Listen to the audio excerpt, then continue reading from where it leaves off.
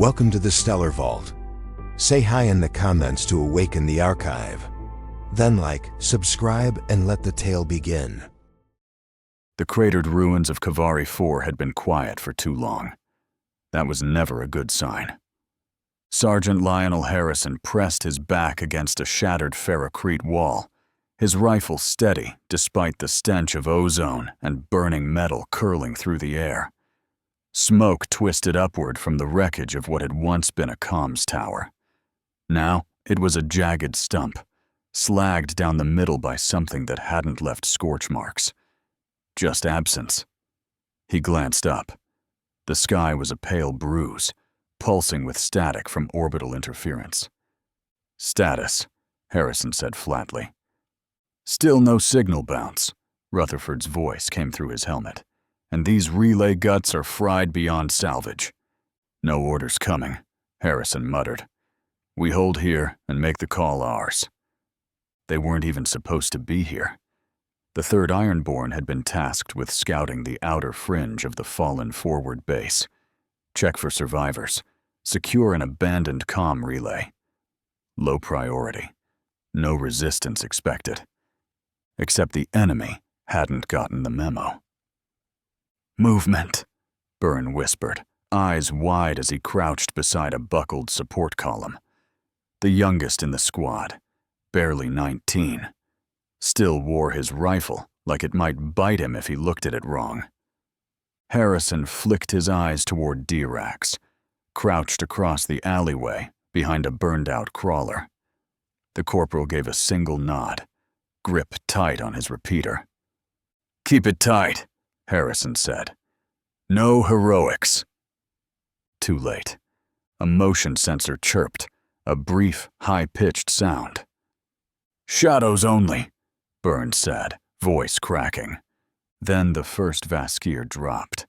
It didn't make a sound, just appeared, landing without impact, as if gravity were optional. Pale and tall, its skin looked like carved muscle frozen mid-motion. No armor, no helmet, no visible breath. It raised its weapon and fired once. The shot caught the wall above Byrne's head, melting a handspan of concrete with surgical precision. Then another landed, and another. "Fall back," Harrison snapped. "Control point, 2 blocks north." The squad broke cover. Dirax laid down suppressive fire, his repeater barking heat through the shattered street. Rutherford lobbed a sonic mine. It detonated mid-air, blinding flash and scream of compressed sound. The Vasquire didn't react. They didn't take cover, didn't hesitate. They just walked forward. Not robotic, not mindless. Deliberate. Harrison grabbed Byrne by the collar as the rookie froze. "Move, Private!" I saw it laugh," Byrne stammered, stumbling after him. "You imagined it," Harrison said, shoving him ahead. But he hadn't. One of them had turned its head when the sonic mine went off. Its lips had twitched, just slightly. Not amusement. Something worse. Curiosity. They reached the relay structure, a narrow skeletal tower slumped sideways like a dying tree. Rutherford began planting charges. 10 seconds, Rutherford grunted. Harrison turned to cover their rear and saw Dirax stagger. A plasma bolt had punched through his lower abdomen. Byrne screamed, stepped forward. Too late. Dirax shoved him back and fired at point blank into an advancing Vasquire. The creature absorbed the shot, like it registered heat, not harm. Harrison moved. The knife went in beneath the chin of another Vasquire, up, into the node at the base of its skull. He'd seen it before. Some grunt in a trench had gotten lucky, severed the right neural cluster, and the thing dropped. No blood, just a spasm, and that same humming exhale. No scream, no flailing. They didn't feel pain, not like humans, and they didn't die easy. You had to shut them off, Hard. Clean. Harrison wasn't guessing. The vascular twitched. Then, laughter. Not amusement. Imitation. Synthetic. Wrong. Almost human. Like it had pulled the sound from someone else's memory and didn't know how to use it. Harrison twisted the blade.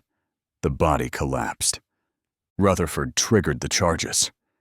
The relay's internal coils overloaded, sending a surge through the surrounding wreckage. The neural surge snapped through the air. The vascular flinched for the first time. The air vibrated. They pulled back.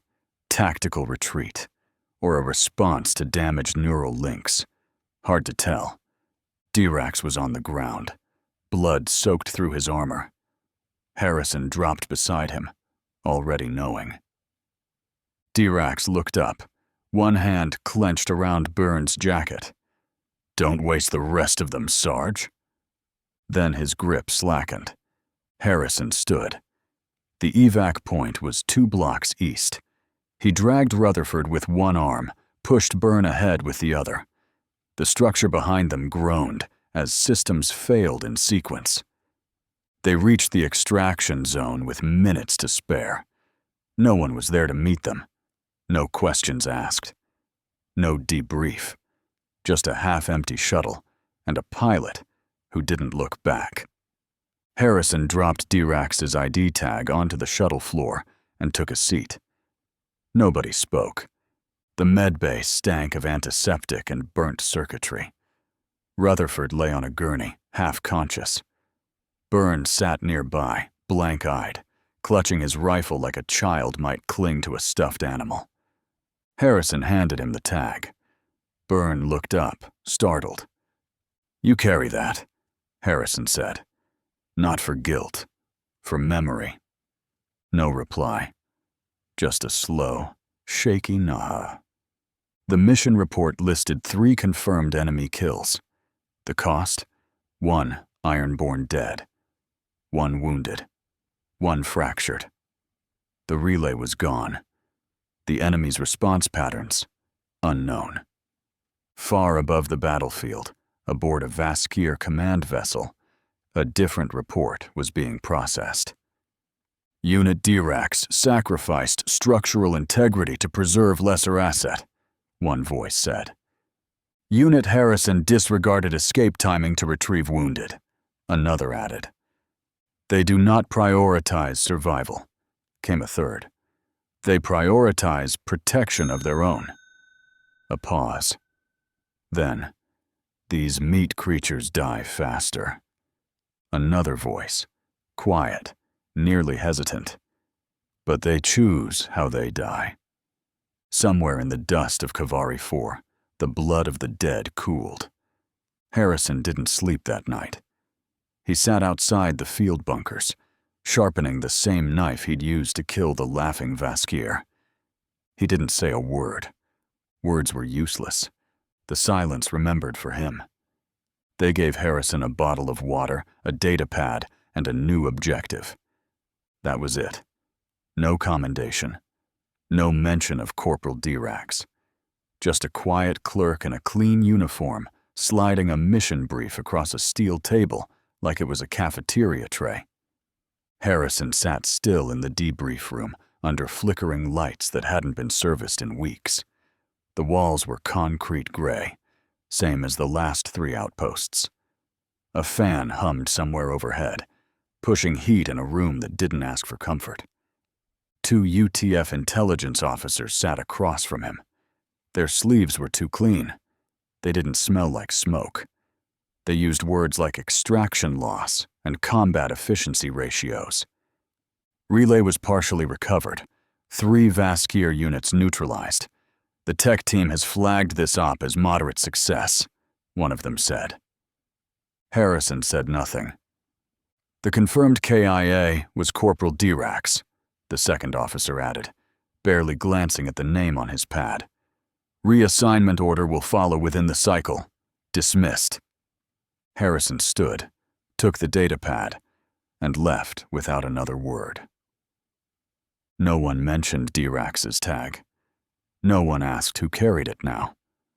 They touched down at Resnick 2 hours later, still silent.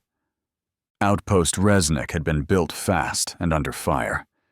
The halls were tight and half-lit, the walls still showing rebar where prefabs hadn't fully fused. The smell of coolant and sweat clung to everything. Rutherford sat up in a med-bay bunk, half-dressed in fatigues, the bandages across his ribs already darkening with new blood. "I fixed a relay no one's gonna use," he grunted. "You think they'll name a hallway after me?" "You can't name something they want to forget," Harrison said. Burns sat 2 bunks down, hunched forward with his rifle across his knees. He cleaned it in slow, robotic motions. The barrel gleamed. The kid hadn't slept. Harrison walked over and placed Dirax's name tag on the foot of the bed. Burns stared at it. "That stays with you," Harrison said. "Not because you caused it, because you lived through it." Burns' throat worked once, but no words came. Later that cycle, Harrison was summoned to a command module deeper in the base. Cleaner, quieter, built for people who never fired a shot. The man waiting inside was dressed in field gray armor, with no visible scarring and perfectly pressed seams. Lieutenant Silas Murnau. "You've had contact with the new generation Vaskier?" Murnau asked, without greeting. "Yes," Harrison replied. "Your team's performance was noted," the lieutenant said. "I've read the behavioral logs. You ran hot, improvised, exposed your unit to unnecessary risk. We got out. With casualties. Dirax saved a life.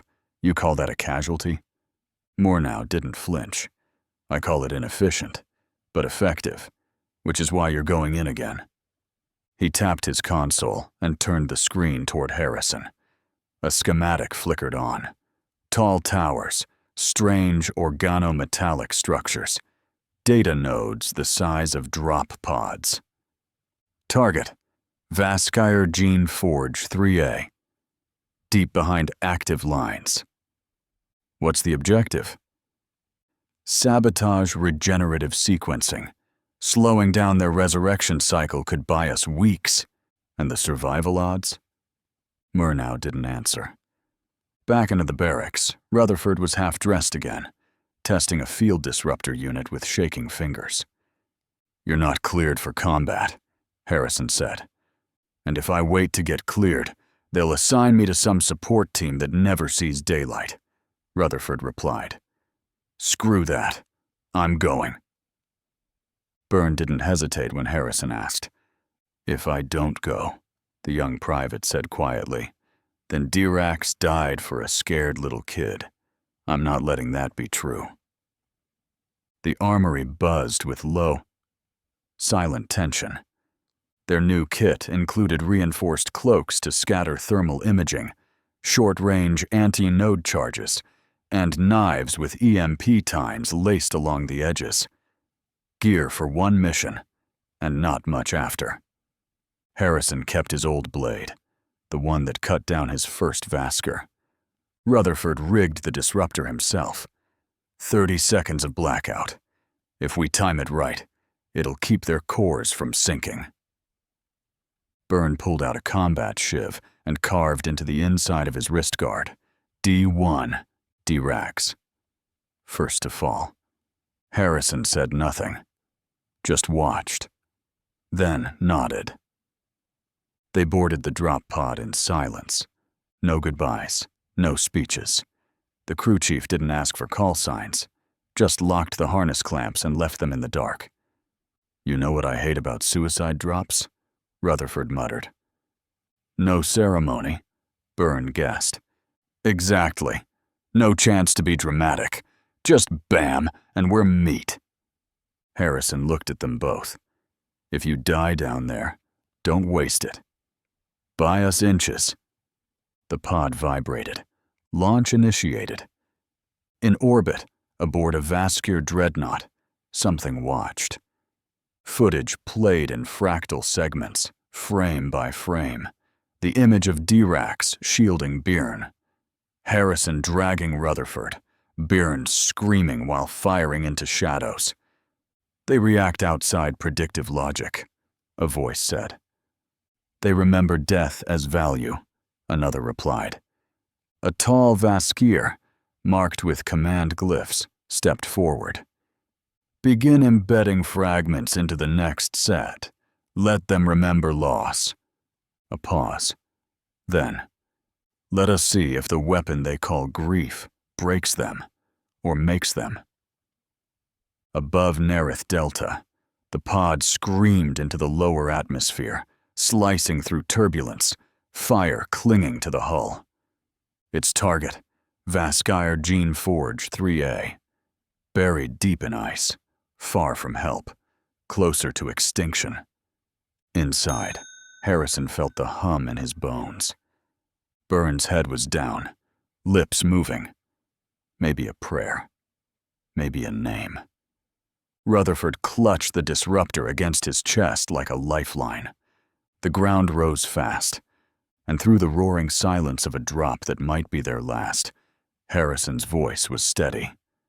When we hit the ground, he said, we're already dead. What matters is what we kill before they make us real corpses. The impact hit. Then everything went red. The cold didn't kill them. It just reminded them they weren't dead yet. The pod split atmosphere like a scalpel, black on black, no burn trail, no beacon, just velocity and silence. Inside, Harrison's breath fogged his faceplate. The display flickered, trying to read air density on a moon with almost none. Nerith Delta wasn't made for men. It wasn't made for anything that bled. Impact came like a punch through steel. No alarms, no landing gear, just an instant of total force, then weightlessness and creaking metal. Harrison unclipped before the pod even stopped groaning. The ramp hissed open into a colorless world. Ice, sky, nothing. And the forge, visible in the distance, a black fang jutting from the glacier, humming with buried power. Harrison stepped out first. Byrne followed, then Rutherford, slower. The engineer landed rough, one leg dragging from the blast injury he hadn't let sideline him. This place, Rutherford muttered through chattering teeth, wasn't built for welcome mats. No, it was built to outlive us, Harrison said, scanning the terrain. Auroras slid across the sky like something half alive. A Vasker patrol glided in the distance, nearly invisible in the glare off the ice. They moved like wind, tall, cold, and quiet, too far to notice them yet. Keep low, keep moving. You freeze, you're part of the terrain, Harrison said. And I don't bury people in ice. Crossing the glacier was an exercise in silence and fear. They used ancient cracks and snow-shrouded deadfall to stay low. Thermal cloaks muffled their shapes, but the Vaskier had other ways to find them. At the lip of a fractured ridge, they froze as 3 Vaskier passed within meters, their steps leaving no footprints. The squad held their breath. Rutherford gripped the disruptor so hard his gloves squeaked. The patrol passed. Farther in, they reached a buried outcrop near the forge's perimeter. A lone Vaskier scout stood beside a transmitter node. Its head turned once, sensing something. Too slow. Harrison dropped behind it. The EMP knife whispered into the back of its neck, straight into the node cluster. No scream, just a stutter. A single word, spat from its mouth before death. Why?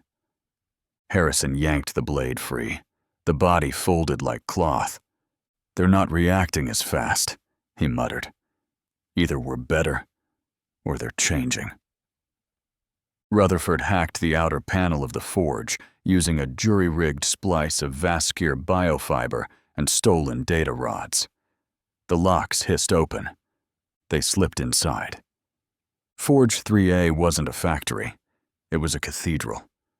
Smooth obsidian-like walls pulsed faintly with internal heat. The corridor breathed, air systems humming like lungs. Machines grew from the walls like tumors. No dust, no decay, just perfect order. The deeper they moved, the warmer it got. Condensation formed on Rutherford's mask. They passed a chamber where clone tanks floated in long rows, Vaskier soldiers in mid-formation, not born, not conscious, frozen just short of becoming. "They're building them by the thousand," Byrne whispered. "With our footage," Rutherford said, holding up a cracked slab. On screen, helmet cam footage from Dirax's last stand. Harrison's voice. Byrne screaming. Rutherford limping through fire. The Vaskier were watching everything. Rutherford planted charges at the tank supports. The squad pressed on, deeper still. Far above, in a sterile white data vault, Vaskier minds discussed the human incursion. Subjects exhibit asymmetric response to trauma. Deploy V-17, let it feel as they feel. Infection of choice initiated. The ambush came 2 chambers later.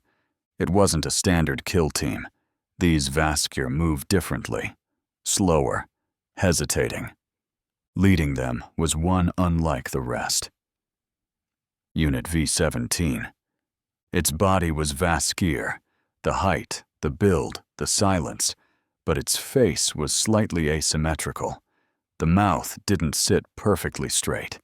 The eyes tracked too closely, too curiously. "You bleed for each other," it said.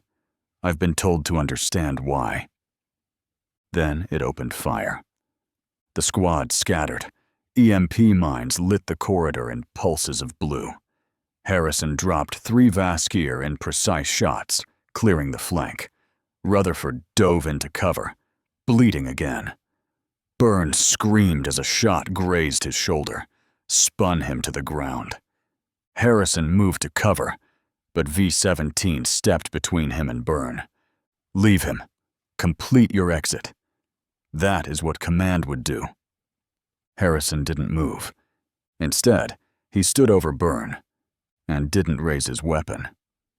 V-17 tilted its head. "This is irrational." "No," Harrison said. "This is loyalty." He triggered the disruptor in his vest. The field burst. V-17 staggered, its body convulsing. Not disabled. Confused. Harrison grabbed Byrne and ran. The forge shook as explosives detonated. Tanks ruptured, spilling half-formed soldiers into coolant pools. The walls cracked. Rutherford triggered a collapse to block pursuit. The blast caught him full in the legs. He cried out, dragged himself forward. Byrne hauled him up. They didn't speak, just moved. The evac shuttle came in low, dodging turret fire. Harrison fired his last rounds into the dark. Then they were aboard, alive for now. From orbit, Harrison watched Forge 3A collapse into itself. Metal walls crumpled under ice. Lights blinked out. The clone tanks froze solid. Byrne sat nearby, quiet, but alive. Rutherford was sedated, body rigged in field foam. No one had to say they'd survived. The silence said it all. In a chamber far from Earth, V-17 sat restrained. Its face was bruised, slightly uneven. Its eyes tracked movement with something new. Uncertainty. A Vaskier technician tapped a command slate. "Subject exhibits hesitation. Memory integration shows cross-loyalty conflict. Recommendation: observe. Do not purge. This one may become something else. They say when you come back from hell, you're stronger. That's a lie. You just come back carrying pieces of the ones who didn't. The docking clamps locked into place with a hollow clang, and the airlock hissed open into the sterile corridors of Anchor Point 5, the United Terran Forces floating fortress in orbit over Idris 4. Sergeant Lionel Harrison stepped out first, boots hitting the floor with the weight of someone who had no interest in being welcomed. No honor guard, no debriefing team, just a junior tech with a clipboard and a barcode scanner. "Name?" the tech asked, not looking up. "You have it." The scanner chirped. "Return recorded. Medical flagged for 1. Efficiency rating of last op, 62%. Losses, acceptable." "Not to us," Harrison muttered. Byrne limped behind him, armor charred and streaked with frost. He carried Rutherford's gear over one shoulder, silent. The field medics took Rutherford straight from the shuttle, but no one asked for details. No one asked who made it out alive. They'd seen enough black bags dragged through these corridors to stop caring which one zipped closed. Harrison filed no report. He handed in nothing. When asked for his sidearm and combat blade for analysis, he handed over the standard issue knife, not the one that had cut through a Vasquier's neural cluster. That one he kept, and spent the night sharpening it in silence. In the medical wing, Rutherford lay flat beneath layers of burn-cooling foam and neural stabilizers. His pulse was stable, but thin. The field disruptor had fried part of his nervous system. There were tremors in his limbs, spikes in his vitals.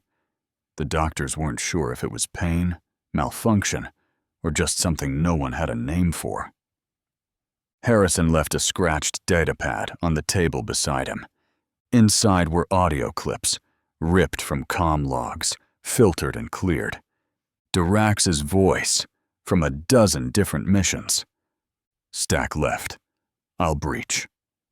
"Byrne, I see you twitch that trigger again. I'll weld your gloves to the wall." "You want to survive this, rookie?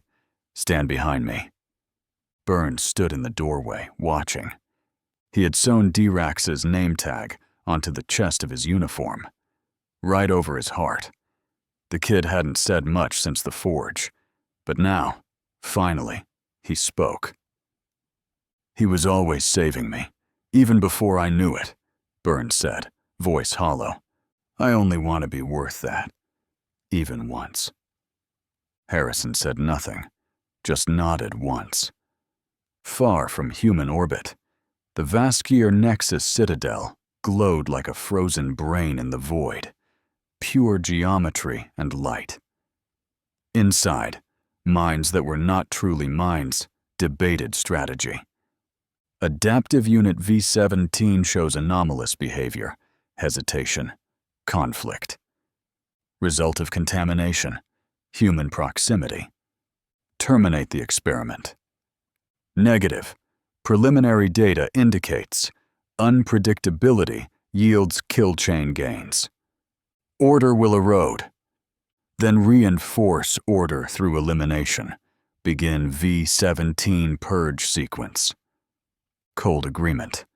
The lights dimmed. In a Vasquier sublevel chamber, V-17 lay on a surgical rack.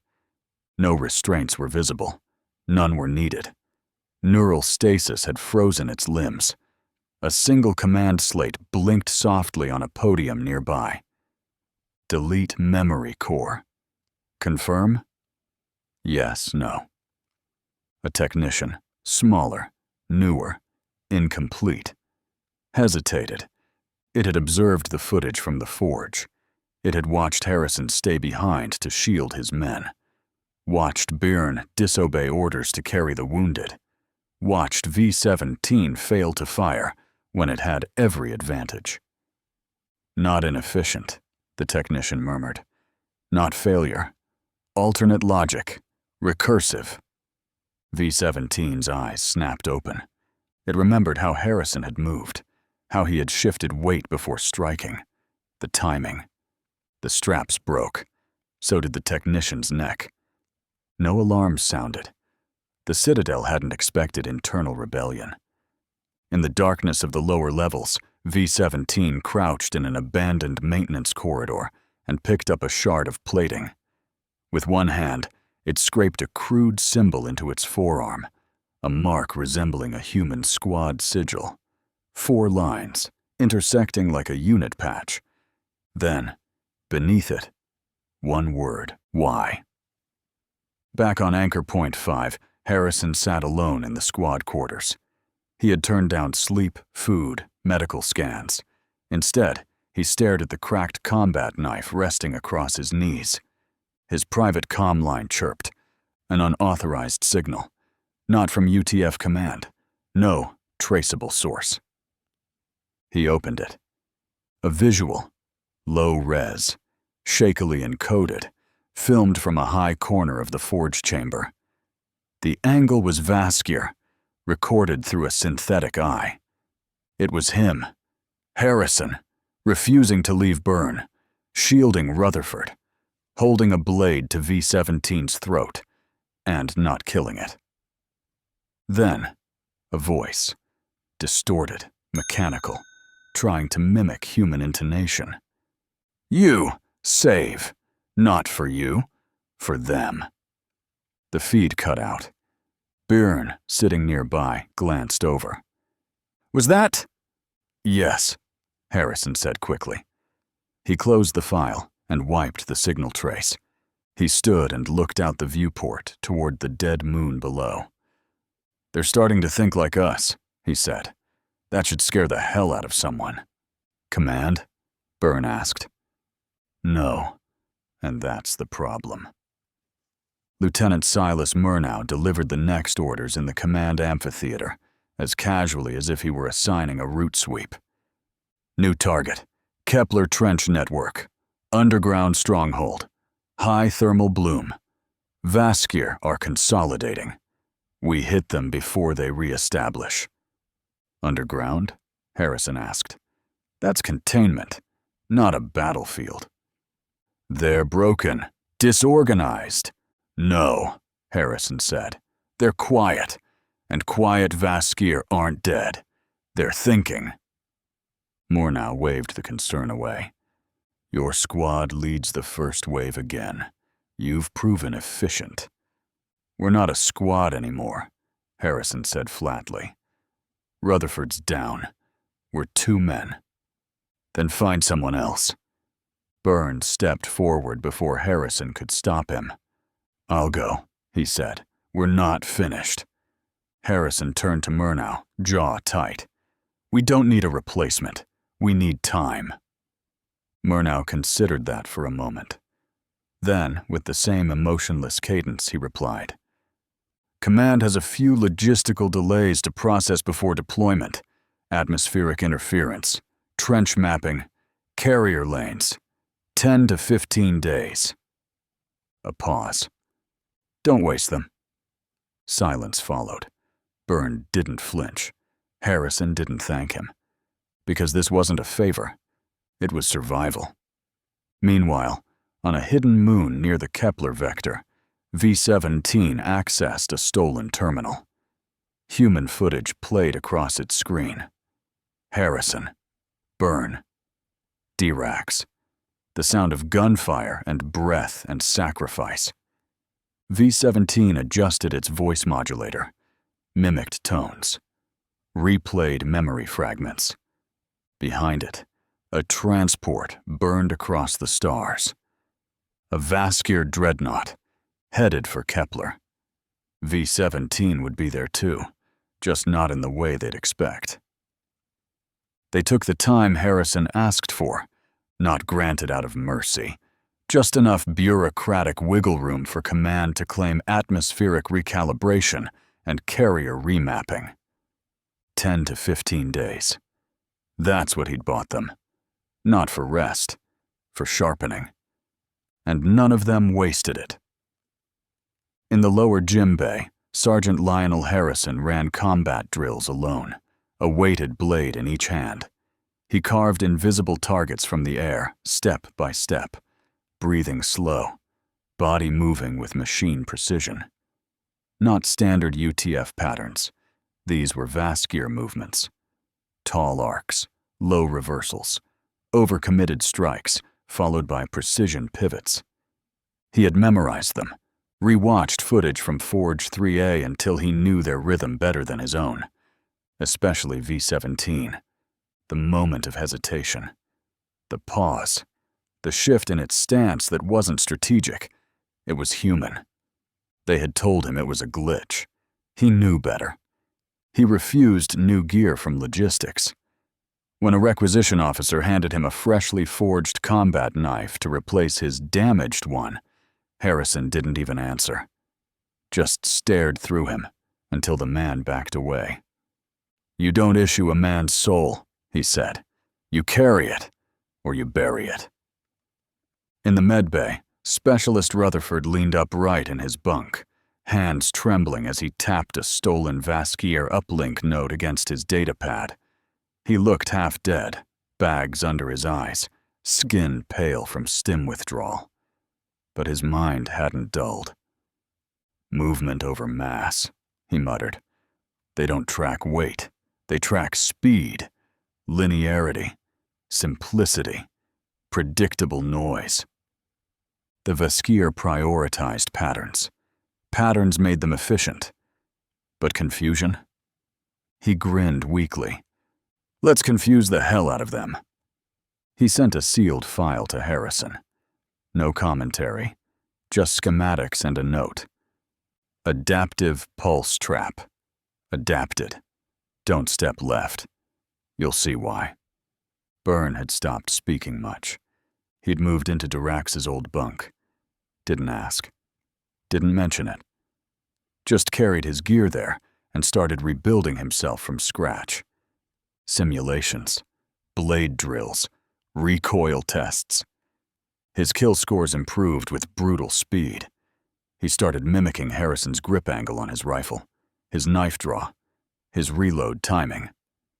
He unstitched Dirax's name tag from his uniform, where it had rested over his heart, and bound it into the grip of his sidearm. Tight, permanent, a part of the weapon now.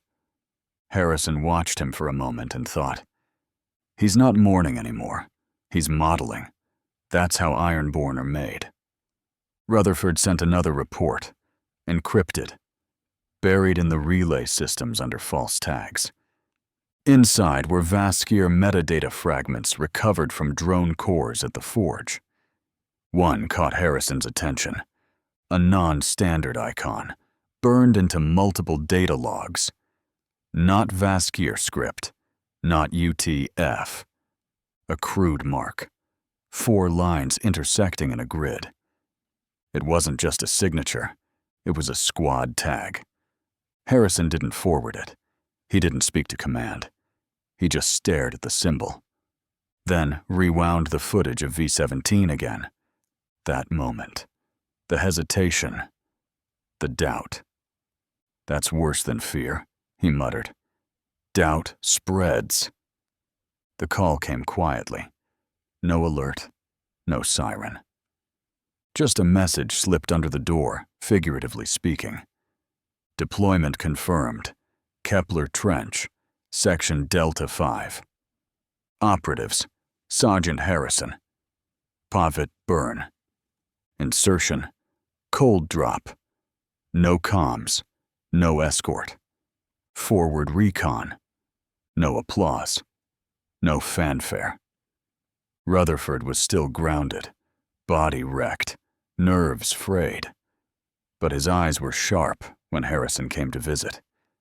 He handed over the final field kit. "Pulse maps synced to your HUD. If they get close, let them. Then melt the floor under their feet." Byrne hovered at the doorway, said nothing. Rutherford looked at him, then grunted. "Put one in for me. Doesn't matter who. Just make it messier than clean." Byrne nodded. That was all that passed between them. Final prep was fast. No crowd. Just 2 soldiers, armored and locked in, standing at the edge of an open drop bay. The void of Idris 4 stretched out below them, lit by storm flashes and trench flares that bloomed like underwater lightning. Cold wind howled into the bay. Harrison checked his blade, the one that wounded V-17. It was sharp. He looked at Byrne. The rookie's eyes were hard now. Controlled. "Still green?" Harrison asked. Byrne checked his sidearm. "No, sir," he said. "Just mad." Then they jumped.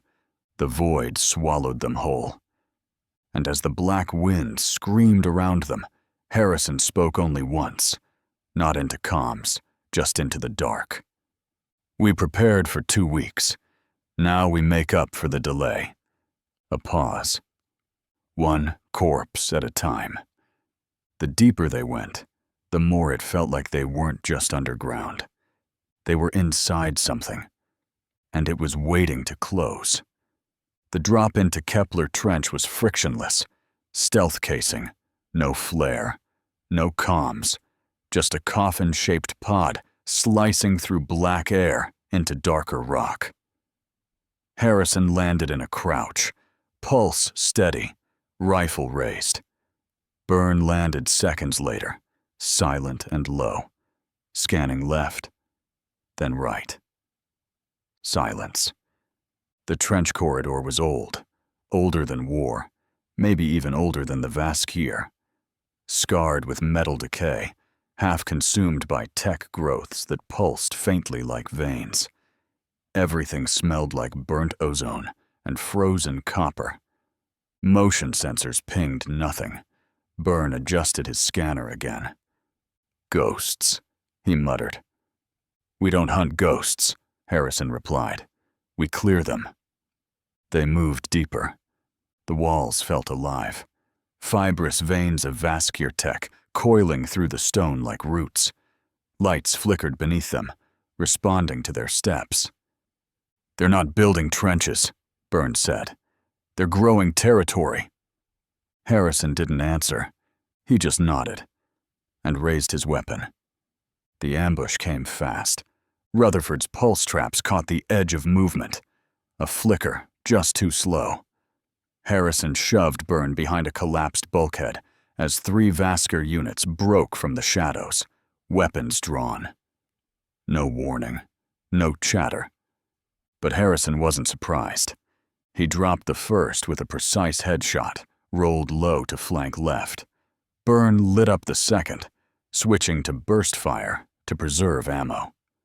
The third came in silent, no faceplate, blank eyes, and Harrison drove his blade into its neck, twisting once. It didn't scream. They cleared the wave in under 2 minutes. Then the cave ceiling caved in behind them. Their drop site was gone. Harrison touched his comm. "Command, trench recon, Kepler, Delta 5. Entry sealed. Forward compromised." Crackling static. Then a voice. "Front has shifted. You are now nearest unit to fallback line Bravo. Reinforcements rerouted to your position. Hold." Byrne looked at Harrison. "Did we just get promoted?"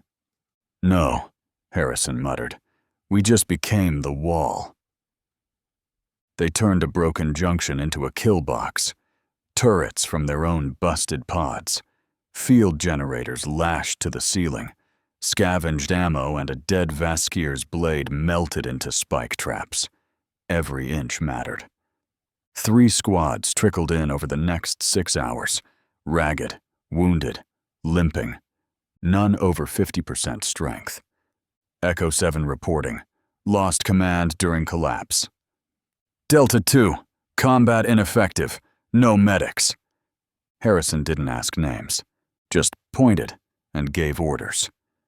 Byrne helped place charges. Quiet, focused, his old nerves gone. He checked gear without instruction, cut the chatter, killed the fear. He wasn't the rookie anymore. The Vasquire came again, but not like before. Short bursts, test strikes, then withdrawal. Not to retreat, to learn. "They're watching," Byrne said after a half skirmish. "Like they're studying us." "They're changing," Harrison confirmed. He stood over a downed Vaskir corpse, pale, dead eyes staring at nothing. Inside the neural stem, scorched but intact, he saw a moment of stillness. It had paused, just for a second, long enough to cost it the kill. "Like it was waiting for us to do something first," Byrne added. Harrison stood slowly.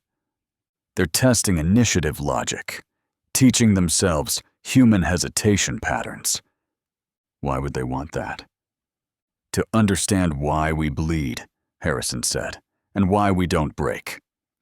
The push came on hour 13, a full Vaskir wave, 50 strong. Flanking attempts failed, so they hit hard. Loud, blinding, pressure until seams cracked, turrets overheated, pulse traps fried. Byrne took the left flank alone, down to his last 2 mags. Switched to blade. Cut through 3 Vaskir with nothing but angles and speed.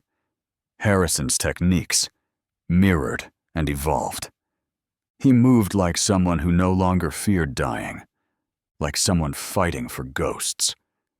Harrison saw the trench cracking behind them, saw the fallback line fold. "Fuel conduit under Corridor 12, Rutherford's old map had noted. "Buried, high risk." Harrison gave the order. Byrne didn't question. They detonated the line. It collapsed half the fallback trench. Dozens trapped. Some buried alive. But the Vaskir advance was stopped cold. "They'll call it a war crime," Byrne said, blood drying on his hands. "They'll also call it a victory." Evac arrived 5 hours late. Dust-caked, wounded, demoralized. Only Harrison and Byrne stood uninjured. "Extraction's ready," said a comm-tech. Harrison shook his head. "Not until every breathing man's above the dirt." He stayed, with 6 others who volunteered. Byrne didn't even ask. He just stayed with him. And when new units dropped in, scared and confused, Byrne gave the orders. Calm, sharp, without apology, iron-born. Later, when the trench was still and the fires went out, one of the recon teams found a corpse. Vaskir. Different. Not armored like the rest. Not uniform. Its neural core had been tampered with. Scratched into the surface was a single human word. They held. Command didn't know what to make of it. Some analyst called it psychological warfare. Another flagged it for deletion. Harrison said nothing. He just looked at the message once and walked away. The perfect soldiers couldn't hold. But the bleeding ones did. The Kepler trench was behind them.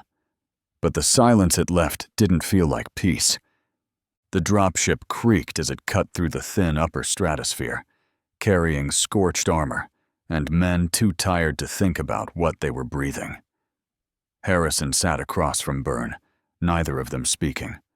Their gear was caked in black dust and half-melted alloy. Ash from the tunnel collapse, bone fragments from the fallback blast. Byrne had a cut over his eye and a new twitch in his jaw. Harrison had no new wounds, just older ones that never finished bleeding. The dropship touched down on Gravemind Ridge, a perimeter staging platform floating above the ruins of Vaskir punctured soil. The wind screamed around its hull. No one greeted them. No one saluted. Just a terminal screen glowing with their next assignment. We won the trench, which just meant we got to keep going. Inside command, it was all numbers. 73 dead, 14 wounded. Sector Bravo deemed tactically consolidated. Harrison didn't flinch when they labeled it a success. Byrne stood behind him, staring at the wall, the knife still sheathed at his hip, the one Dirax had carried, the one he hadn't used yet. Rutherford met them at the med bay. He limped, but he was standing. "Should have brought souvenirs," he muttered. "Not that anyone here cares." No one responded. The silence felt honest. A door slid open. Lieutenant Murnau appeared, flanked by 2 quiet aides. He handed Harrison a single slate. "Deep link zone. Old Vasker relay grid. We need data, structural maps for the orbital payloads. Quiet op." Harrison scanned it once. "No backup. Just us 3. Murnau nodded. "You're the only ones who've gone deep and come back."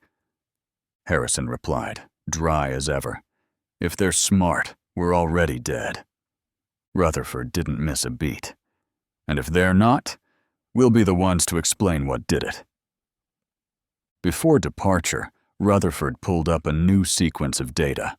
Neural cores he'd been decrypting since Kepler. "They're breaking," he said flatly. "Or evolving." He flicked through frames. Command signals caught in hesitation loops. Orders stalled the moment they were received. Code tagged with words like bond, observe, halt. Then he paused on one. A neural core burned with a crude, hand-carved shape. Not a glyph, not tactical. It was close to a human squad symbol. "Someone's trying to think like us," Rutherford muttered. "But it's not clean. It's messy, emotional." Byrne didn't look away. He just said, "That's how we started too." That night, alone in his bunk, Harrison checked his comm logs. There was a locked subchannel. Archived. Time-stamped from the night before Forge 3A. He played it once. Dirax's voice. "If I don't make it, don't let it be nothing. Make them remember what we were." No emotion. No music. Just the words. Harrison copied it into his HUD's encrypted memory bank. He didn't tell Rutherford. Didn't tell Byrne. Some memories were meant to be carried in silence. This time, command didn't wait long. At 0400 hours, they dropped. No formal landing zone. Just a dead orbital elevator shaft that the Vaskier had turned into something else. The shaft was vertical, cold, slick with biotech residue that pulsed slightly underfoot, but not alive. Just remembering being alive. The descent was slow, magnetic tethers and rope lines, 60 floors down into something that didn't welcome them. Byrne caught the scent first. "Burned Vaskier," he muttered. Harrison saw them.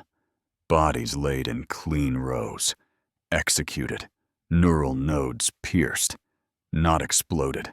Surgically severed. "They're pruning their own," he said. "Or someone is." The deeper they moved, the more words appeared on the walls. Not commands.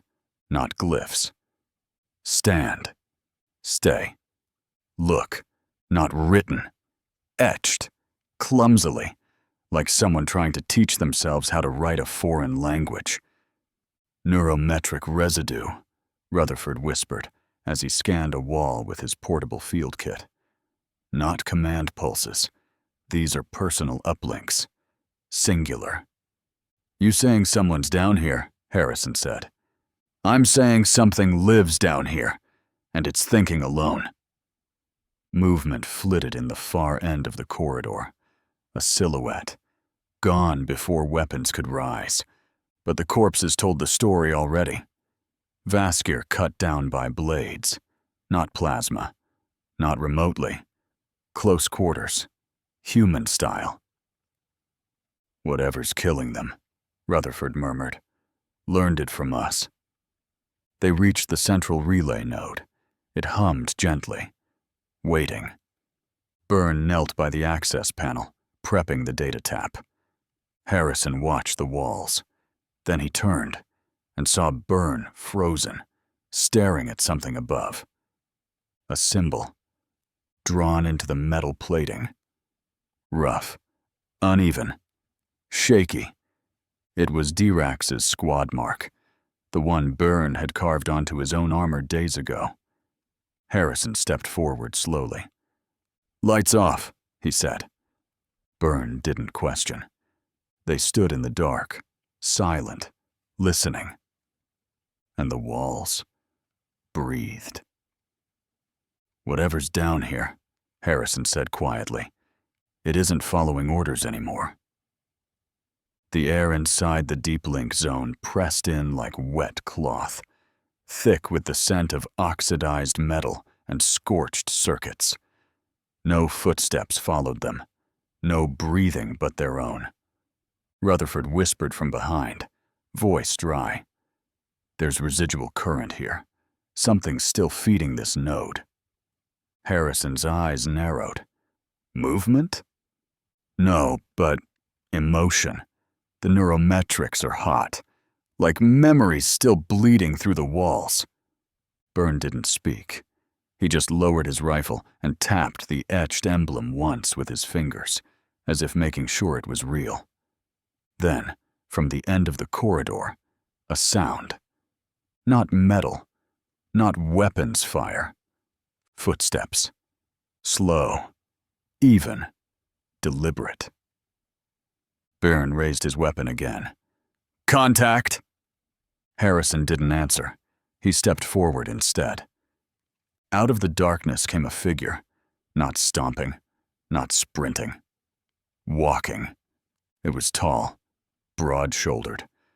Bare arms, not armored, only covered in faded, cracked plating that looked too much like human field gear to be coincidence. Its face was wrong. Not symmetrical like other Vasker. One eye glowed with the standard machine blue. The other flickered. Pale brown, irregular, uncertain. It stopped 10 paces away and raised no weapon. Then it spoke. "I remembered," the voice said. Quiet, hoarse, shaped like it had been taught to speak syllables instead of spitting them. "So I stopped obeying." Byrne muttered. That's V-17. Rutherford's fingers danced over his scanner. "It's him. The neural signature matches. But it's changed." V-17 took a step forward, then stopped. It knelt slowly, never breaking eye contact with Harrison. No more fighting. Not for them. Its hand opened. In its palm, a shard of its own core, cracked, flickering. Still alive. It placed the core on the floor between them like an offering. "I kept the memories," V-17 said. "Theirs, yours, mine. I didn't know what to do with them, so I came here to give them back." Rutherford moved first, cautiously. His tech pad buzzed as he brought it close. The interface snapped live. "No encryption," he whispered. "No traps, no locks." "What's in there?" Byrne asked. "Everything," Rutherford said. "Every fight, every tactic, every moment it watched us." He paused. "There's emotion tags, raw ones." They stared at the tags scrolling by. Hope, sacrifice, D1. Harrison. Byrne. Fear. Loyalty. V-17 looked at Harrison. The voice came slower now, as if each word cost it something. "You bleed for each other. That's what makes you stay alive." And then it drew something from its belt. Not a plasma blade, not a Vaskier tool. A combat knife, steel-forged, human-made. A recreated copy of Dirax's blade. Harrison took a step forward. "Wait." But V-17 didn't raise the blade. It turned it around, placed it flat on the floor, and leaned back. "I am not yours. I am not theirs," it said. "But I am, like you now." And with a final exhale, too soft, too human, the light in its machine eye dimmed. The other eye, The brown one closed. No struggle. No resistance. Just choice. Silence followed. For a long time, no one moved. Finally, Harrison knelt beside the still form, picked up the knife, looked at the etched code in its core shard. Dirax's name was in there. So was his own. "I think it learned the one thing they never meant it to," Harrison said quietly. Byrne looked at him. "What?" "How to stop fighting." They ascended through the deep link without resistance. No Vaskyr patrols, no ambush, only collapsed walls and silenced tech, as if the war had passed through and left only memory behind. The mission hadn't failed. It had simply ended, because V-17 chose to finish it first. When they emerged into the light above, the air was thin and still. No drones, no signs of enemy movement. Just the sound of boots on frost, and the wind slipping through ruined satellite arrays. Byrne didn't ask questions. He didn't need to. He just walked beside Harrison, Dirax's knife now on his belt. Not for use. For memory. Back at Anchor Point 5, the debrief was sterile. Rutherford handed over the core data to UTF Command. All but one file. The one tagged. The ones who watched. That one he kept. Inside it were fragmented simulation vignettes. Not strategy, but emotion. Loss. Pride. Guilt. Choice. Moments rendered in brutal fidelity from a machine's eyes trying to become human. He never said what he saw in them. But after that, his hand stopped shaking when he soldered wires. Byrne stayed in the squad, never asked for reassignment. Weeks passed. UTF Command called the war stable. Said the Vaskyr were broken, scattered, in retreat. But Harrison stood on the ridge above the old trench and watched the horizon. He didn't see retreat. He saw grief.